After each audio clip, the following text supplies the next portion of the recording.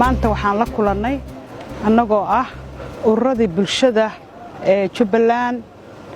Juusa dhammaantood waxaan la kulannay ururkii igad martida noo ahaa xaqiiq raadinta doorashooyinka iyo waxyaabaha ka socda Jubbaland si wanaagsan buu ku dhacay annaguna waan u warbixinay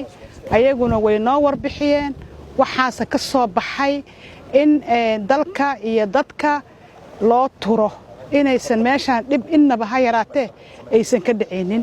bulshada reer Jubbaland waxaan u sheegaynaa inaysan wax dhibaato ah aysan jirin doorashadana sidii loogu talagalay ay ku dhacayso nabadna ay jirto waxyaabaha lagu soo qoraya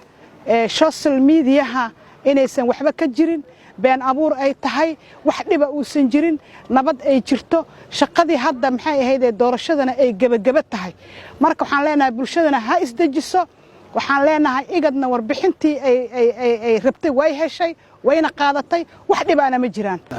waxaan ka wada hadalnay sida ay ku dhici karto doorashadan ayaa kamid ahayd waxa kamid ahaa haddii ay maaragtay waxyaabo ay jiraan oo aan tabanayna hadaan nahay bulshada inaan sheegno annaga waxaan tabanayna ma aysan jirin wixii warbixin ah oo saxda sida ay ahayd baan u dhiibnay warbixinta saasayna ku dhamaatay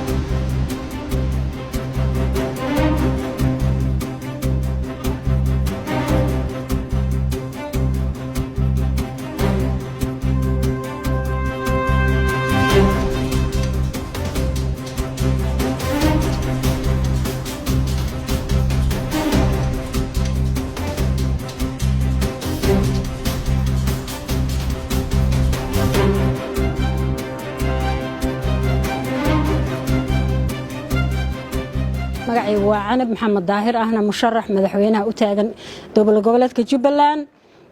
halkan waxaan caawa ku lahayn shir afar geesooda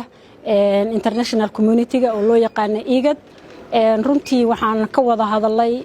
habraaca doorashooyinka iyo siday doorashooyinka u dhacayaan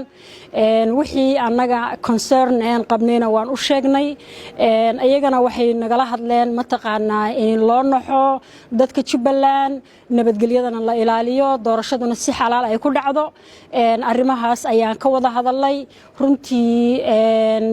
anagoo ah 6 musharax ayaan caawa halkan kula kulanay ka bacdina qof walba concernkiisu sheegay waxyaalaha sida electoral commissioner-ka sida ay mataqaanaa inay doorashada si cadaalad u wadaan inay waqtigeeda mataqaanaa doorashada aan laga dib marinin inaa mataqaanaa musharaxiinta inay helaan security ciidan iyo nabadgelyadooda laga fikiro inaa mataqaanaa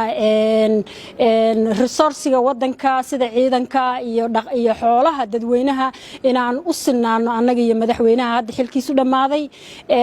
inta arrimahaas farbadan baan ka hadalay waxaan aad uga hadalay oo kale qoondada gabdhaha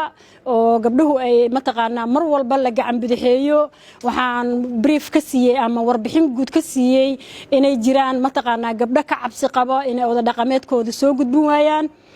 sidaa darteed waxaan aniga maalin dhaweeyta la kulmay gabdhihii musharaxiinta xildhibaanka rabay waxaana ku booriyay inay soo qoraan foomkaas soo gudbiyaan guddiga doorashooyinka si hadhow ay markay yiraahdaan mataqaanaa